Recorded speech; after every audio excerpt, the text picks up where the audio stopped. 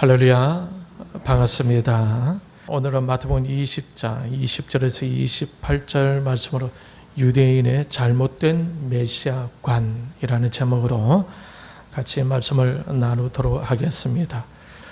지난 주에 우리는 죽음을 불사한 베드로의 고백을 같이 생각해 보았습니다. 어떤 고백이었습니까? 주는 그리스도시요 살아계신 하나님의 아들이시니이다. 이러한 고백을 한다는 것은 매우 위험한 고백이었다고 말씀드리지 않았습니까?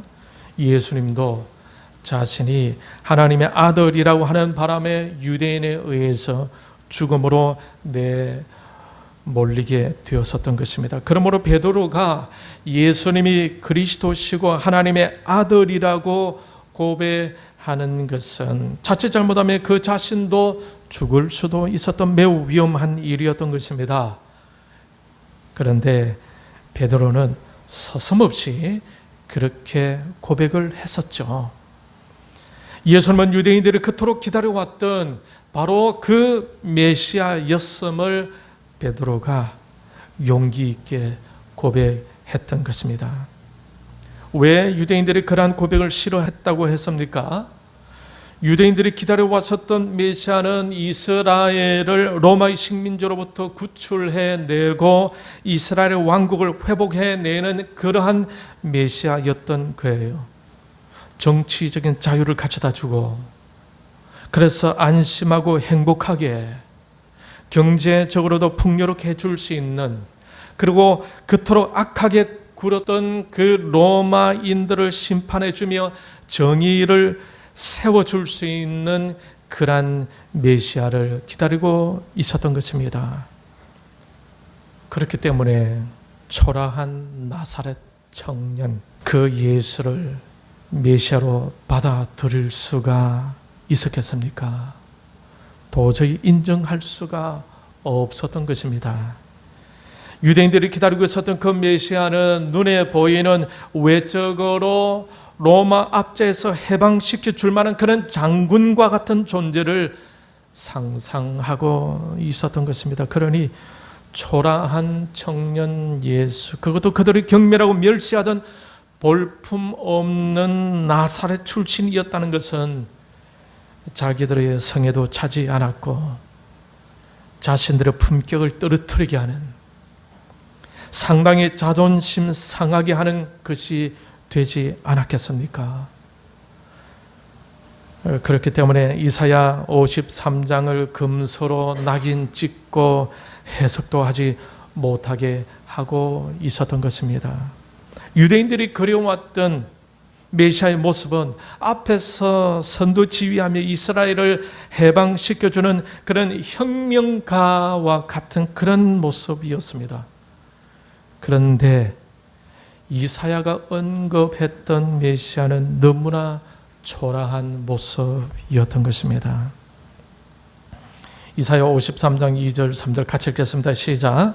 그는 주 앞에서 자라나기를 연한 순 같고 마른 땅에서 나온 뿌리 같아서 고운 모양도 없고 풍채도 없은즉 우리가 보기에 흠모할 만한 아름다운 것이 없도다. 그는 멸시를 받아 사람들에게 버림받았으며 간구를 많이 겪었으며 질고를 아는 자라. 마치 사람들이 그에게서 얼굴을 가리는 것 같이 멸시를 당하였고 우리도 그를 귀히 여기지 아니하였도다. 이 말씀에 나오는 메시아의 모습은 분명 초라한 나사렛 청년 예수와는 참 잘 어울리는 모습인데 유대인들이 기대하던 메시아의 모습하고는 너무나 다른 모습이었던 것입니다. 그들의 메시아에 대한 기준은 어떤 것이었을 것 같습니까? 그들은 하나님의 말씀의 기준이 아니라 자신들의 기준에 근거해 있었던 것입니다. 그래서 그들은 하나님 말씀마저 거부하게 되었던 거예요. 왜냐하면 그들의 생각하는 메시아의 모습이 너무나 강하게 자신들의 생각을 지배하고 있었기 때문입니다. 자신들의 현실에서 자신들이 원하는 메시아는 로마 압제에서 벗어나게 해줄 수 있는 그러한 큰 권력자 메시아였었습니다. 그들이 기대해왔던 메시아는 하나님께서 그들에게 약속한 그 메시아와는 모습이 완전히 달랐어요. 그러므로 유대인들은 자신들이 처한 환경에서 자신들이 원하는 어떤 메시아에 대한 보이지 아니한 어떤 형상을 따로 만들고 있었음을 알 수가 있겠죠. 하나님에 대해서는 깊은 신앙심을 가졌던 그들이었지만 자신들의 욕구에 근간 자기 생각들이 너무 강해서 하나님의 말씀이 이사야 53장에서 언급되어진 메시아마저 부인하고 자신의 생각에 끼워 맞춘 메시아를 기다리고 있었던 것입니다. 그러니 그들의 기준은 하나님의 생각, 하나님의 말씀이 아니라 자기들의 생각이었던 것입니다. 분명히 성경에 근간 메시아는 채찍에 맞고 찔리고 징계를 받아 죽어야 했었습니다. 아무리 생각해도 신약시대 그 예수님 외에는 인류를 위해 그런 식으로 죽을 분이 없을 것 같은데 말입니다. 어느 날 사형 집행을 할 때에 성경이 말한 그대로 죽여야 할 이유가 있겠습니까? 오늘날 교수형은 어떻게 하면 됩니까? 전기로 하든지 약물로 하든지 아니면 독재국가 북한 같은 경우는 고사포로 쏴 죽이지 않습니까? 오늘날 이 시대에 채찍으로 쳐서 창으로 찌르고 나무에 달려 죽게 하는 교수형이 있을 수 있겠습니까? 이사야 53장에 예언되어진 대로 죽게 되는 경우는 바로 예수님이 당하신 그 죽음 외에 또 어찌 있을 수가 있겠습니까? 어쩌면 앞으로 전기로 약물로 총으로 거의 다 사형 집행을 하게 될 테니 성경에서 약속한 메시아는 더 이상 기다릴 필요가 없지 않겠습니까? 그런데도 유대인들은 그들이 생각하고 있는 식으로는 오지 않을 메시아를 지금도 기다리고 있다라는 거예요. 이미 메시아가 오셨는데 말입니다. 유대인의 메시아과는 잘못된 것이었어요. 거칠고 어려운 환경 속에 살면서 그들의 생각이 너무 지나칠 정도로 앞서갔다. 하나님 말씀보다 앞서간 거예요. 그들의 주장이 너무 강해졌어요.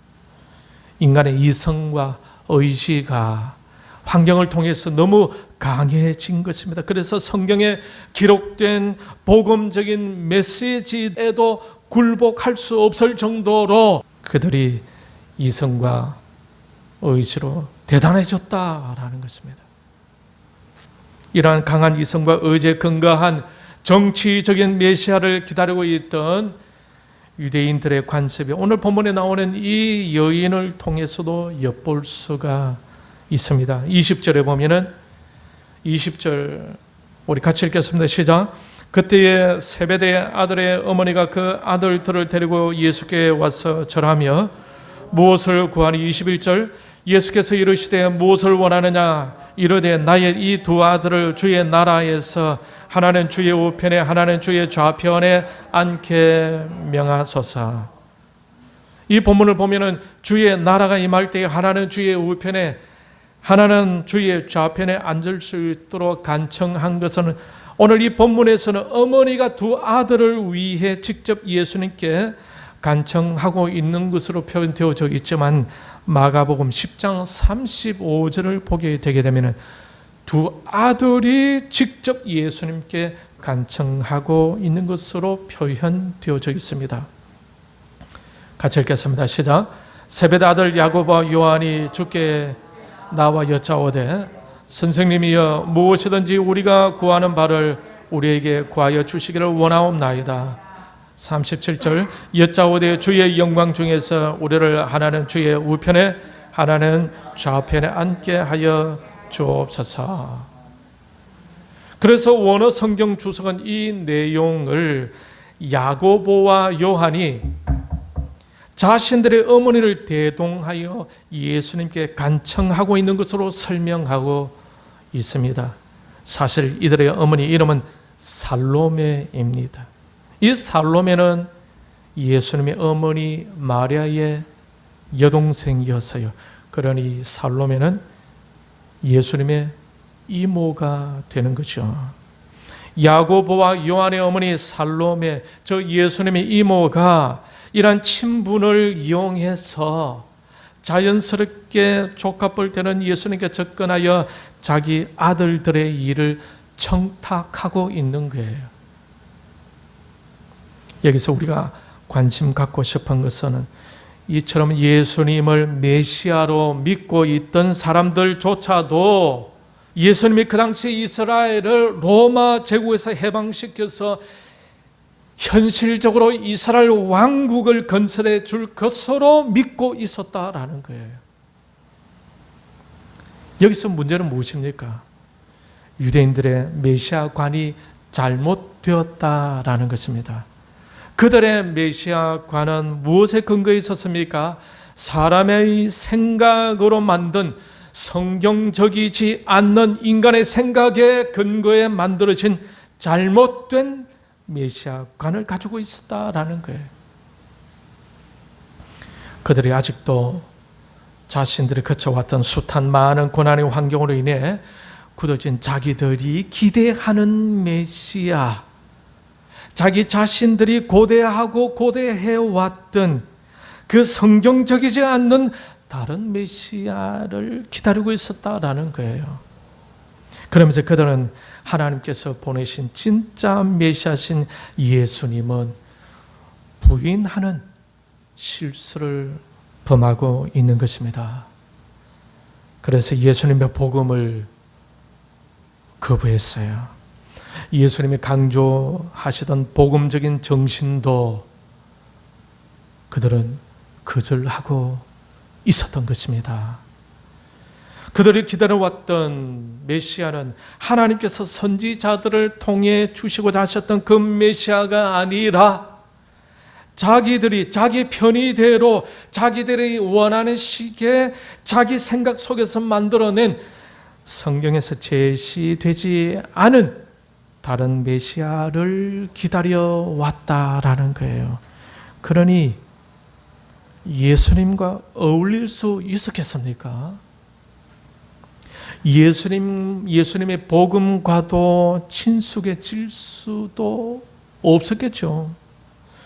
예수님의 복음 정신은 오히려 자신들에게 더 거슬렸을 것이고, 예수님의 복음 정신은 그들을 더 힘들게 했을 것이고, 결국 그 복음을 거부하고자 예수님까지도 죽여버렸던 거예요. 우리의 일상생활 속에서도 이 메시아관은 매우 중요합니다. 우리 개인이 기대하는 그러한 메시아관을 가지고 있으면 예수님의 복음이 우리 자신에게 거슬리게 될 것이고, 예수님의 복음 정신은 우리를 더 힘들게 하고, 그러면서 몸은 교회에 와 있지만 예수님의 복음 정신에서는 오히려 벗어나고 싶어하게 될 거예요. 알고 보면은 실제로는 예수님을 거절하는 것이 아니겠습니까? 자기를 부인하고 자기 십자가를 져야 하는데 실제로는 예수님을 부인하고 자신의 져야 할 진짜 십자가는 내팽개쳐 버리는 꼴이 되는 것입니다. 그러니 성경적인 메시아관을 가져야 하는 거예요. 유대인들이 고대해왔던 그런 고상하고 웅장한 그런 외적으로 훌륭해 보이는 그런 메시아가 아니라 하나님께서 선지자들을 통해서 보내실 바른 메시아에 대한 공부가 필요한 것입니다. 유대인들은 정치적인 권력자를 기대하고 있었습니다.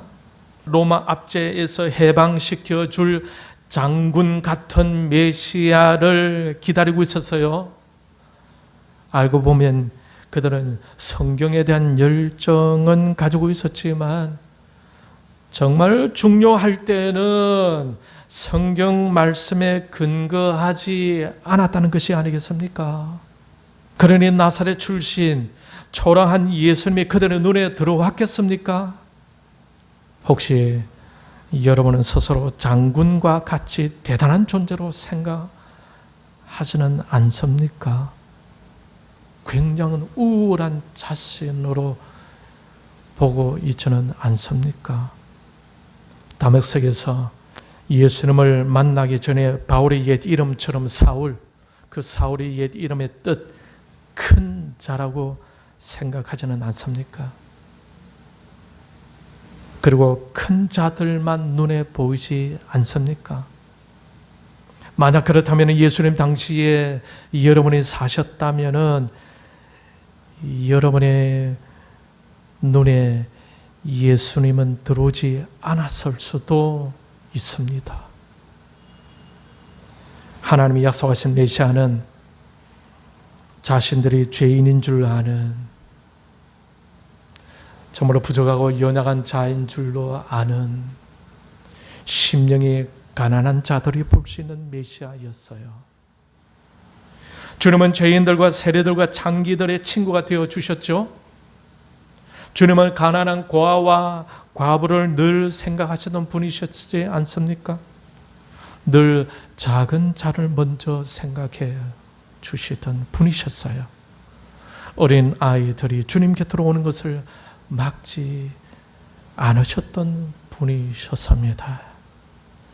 예수님을 메시아로 받아들이지 못했던 그 훌륭한 유대인들, 그 대단한 유대인들, 그 높으신 유대인들, 지식과 지혜와 모든 면에 굉장한 유대인들이 예수님을 메시아로 보지 못하니까 예수님이 생각하시던 그 죄인들과 세리들과 창기들이 눈에 들어왔겠습니까? 연약하고 부족한 소자와 어린아이와 같은 영혼들을 어찌 귀하게 볼 수가 있었겠습니까? 예수도 눈에 보이지도 않는데 예수님이 귀하게 소중하게 다루시는 그 낮은 사람들을 어찌 귀하게 볼 수가 있었겠습니까?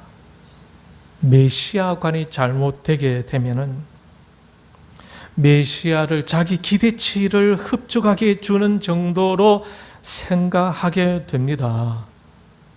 자기가 어려운 가운데 있으니까 자신의 어려움을 해결해 주는 정도, 자신이 부족하니까 자신의 부족함을 메꾸어 줄 정도, 자기가 가난하니까 자신의 가난함을 면하게 해줄 정도의 메시아로 생각하게 되는 거예요. 잘못된 거죠. 그러나 예수 그리스도를 진정한 메시아로 받아들이는 신자는 그렇지 않습니다. 베드로가 고백했던 것처럼 그리스도로 살아계신 하나님의 아들로 믿는 자들은 그렇지 않아요. 메시아이시고 하나님의 아들이신 그 예수님을 자신의 필요를 채워줄 정도로만 어찌 생각할 수가 있겠습니까? 그리스도이시고 하나님의 아들이 되시는 그분의 말씀을 듣게 되고 그분의 마음을 알게 되고 그러면서 그분이 원하시는 삶을 살려고 애를 쓰지 않겠습니까? 그러면서 그 예수님을 닮아가겠죠. 예수님이 원하시는 삶을 살려고 애를 쓰게 될 것입니다. 자기를 부인하려고 애를 쓰고 자신의 십자가를 지려고 할 것입니다. 그 십자가는 자신이 좋아하는 십자가가 아니라 하나님이 지어주시는 십자가입니다. 어떤 사람은 자신이 져야 할 십자가를 자기가 정해 놓습니다. 이것만 나의 십자가다. 자신이 정해 놓은 십자가를 질 때 자신을 엄청 칭찬하죠. 너무 잘한다고 말입니다. 그리고 그것을 가지고 자부심도 갖습니다. 자신은 주님을 위해 엄청 잘하고 있다고 자랑할 정도입니다. 그런데 메시아관이 잘못하게 되면 그런 사람들은 그것으로 끝입니다. 더 이상 주님이 원하시는 바는 들으려고 하지 않아요.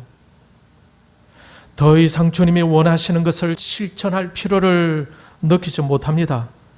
더 깊이 주님을 닮아가려고 하지 않아요. 자기 편의대로, 자기가 편한 신앙의 레벨을 자신이 정해 놓습니다. 그러면서도 유대인들처럼 선민의식은 가지게 됩니다. 하나님은 그러한 그 고정된 레벨을 깨뜨리시려고 하고 자신은 그 레벨을 유지하려고 합니다. 왜 그렇습니까? 자기 편하려고 하는 거예요. 힘들지 않기를 원하는 거죠. 자기 유익한 대로. 그러니 변화가 일어날 수가 있겠습니까? 더 이상 주님을 닮아가지지 않는 거예요.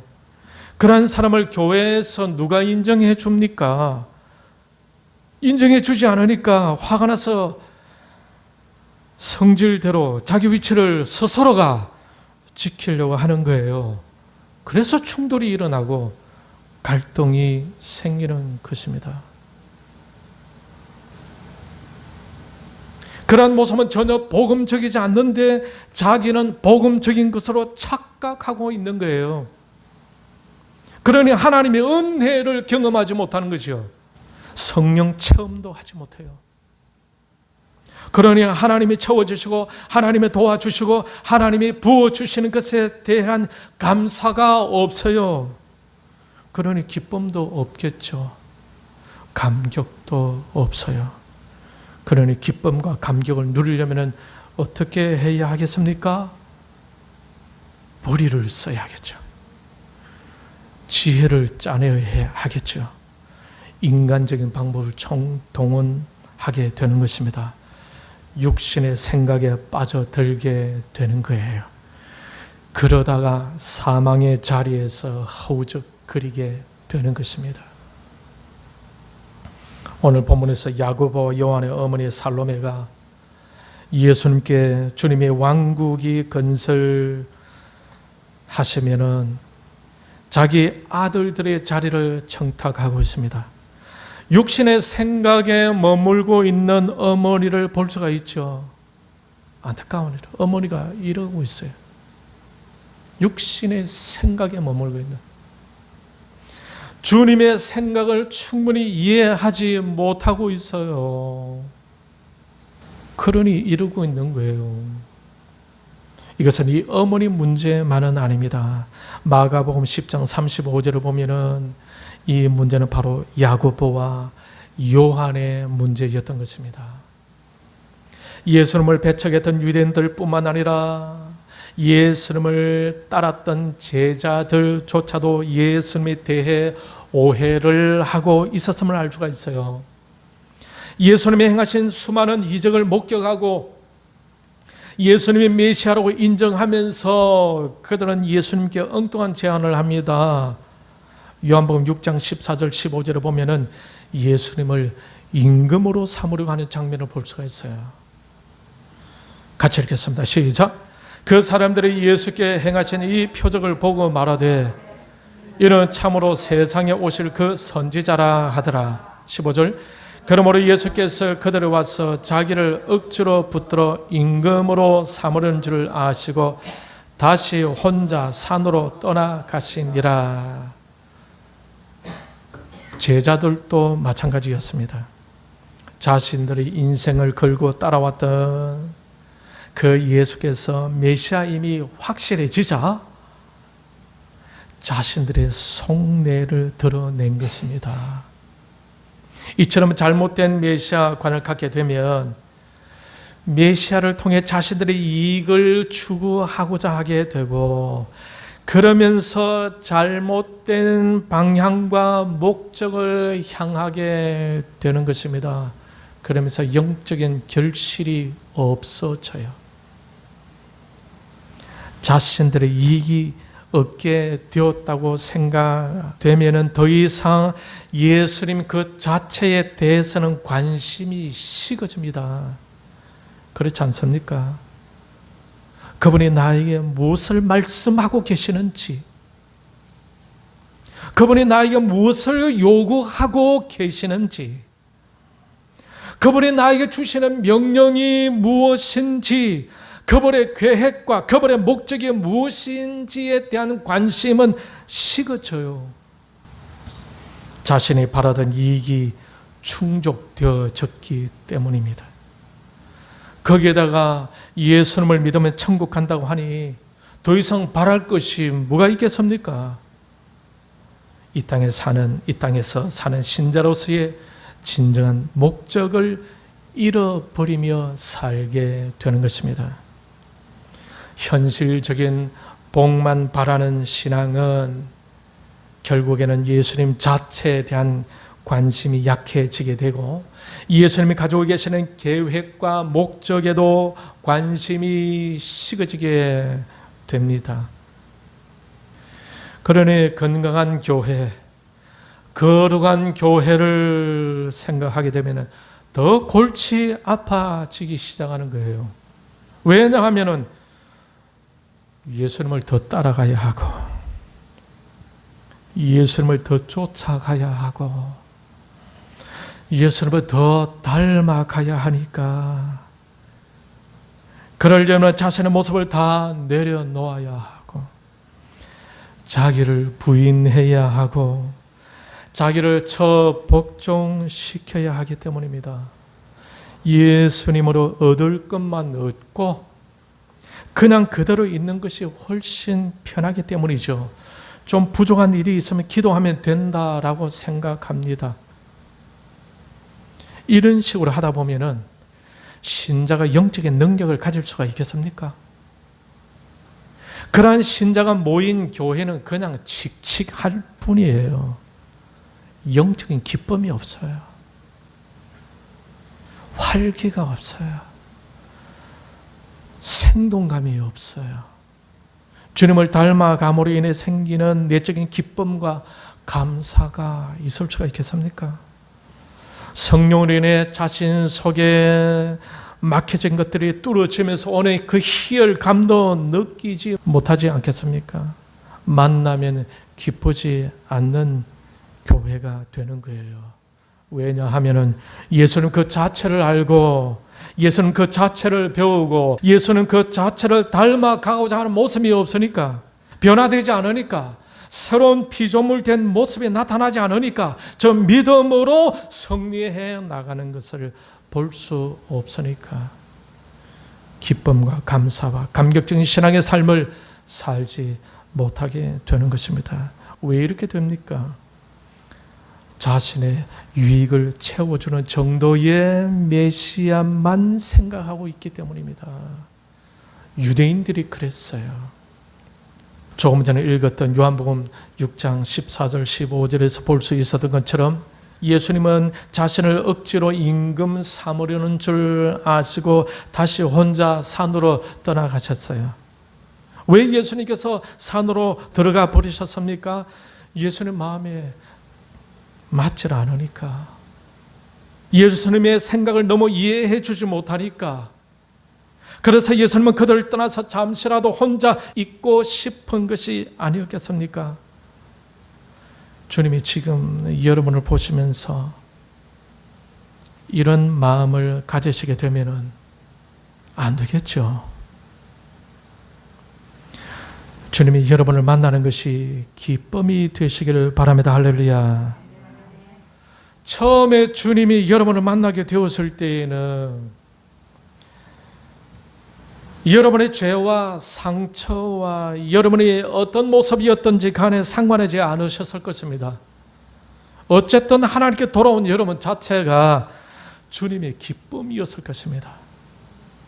그런데 5년이 지나고 10년이 지나고 20년이 지나고 30년이 지나면서 이제는 예수님을 충분히 좀 이해하고 진짜 주님의 나라를 사모하기를 바랬는데, 그런 마음으로 교회 공동체가 하나님의 통치를 받으며 거룩한 나라가 되기를 바랬는데, 그 주님의 마음을 이해하지 못하고 여전히 인간적인 자신들의 유익만을 얻기 원하고 그 예수님을 마음에 온전히 모시지 못하고 그 예수님을 진짜 자신의 주인으로 모시지 못하고 그 예수님을 진짜 자신의 왕으로 모시지 않고 그 예수님을 진짜 자신의 구원자 그리스도 하나님의 아들로 모시지 않고 그 예수님을 자신의 이익을 위한 수단 정도로 생각하고 있으면은 주님께서 어떻게 하실 것 같습니까? 유대인들은 예수님을 임금으로 모시려고 하였지만은 예수님은 그들에게 어떤 말씀을 해 주셨습니까? 오늘 본문 26절, 27절 다시 읽겠습니다. 시작. 너희 중에는 그렇지 않아야 하나니 너희 중에 누구든지 크고자 하는 자는 너희를 섬기는 자가 되고 너희 중에 누구든지 어뜸이 되고자 하는 자는 너희의 종이 되어야 하리라. 주님은 제자들의 내면 그들의 마음 안에 진정한 하나님 나라가 임하기를 원하셨던 것입니다. 그들의 속사람이 변화되고 하나님의 통치를 받으며 그들이 머무는 곳이 하나님의 통치가 임하는 하나님의 나라가 되기를 원했던 것입니다. 로마서 14장 17절에 보면 이런 말씀이 있죠. 같이 읽겠습니다. 시작. 하나님의 나라는 먹는 것과 마시는 것이 아니요 오직 성령 안에 있는 의와 평강과 희락이라. 그런데 그들은 내면의 하나님의 나라가 아니라 그들의 내면은 어떠하든지 말든지 상관없이 오직 외적인 하나님의 왕국을 꿈꾸고 있었던 것입니다. 이것을 주님이 읽고 계셨던 거예요. 그들은 주님의 기대와 다르게 큰 자리를 차지하기 원하고 있었고 어뜸이 되기를 소원하고 있었다라는 것입니다. 그러니 그들이 주님의 마음과 어떻게 하나가 될 수 있었겠습니까? 어린아이와 소자와 고아와 과부들을 향한 주님의 긍휼의 마음을 어찌 가질 수가 있었겠습니까?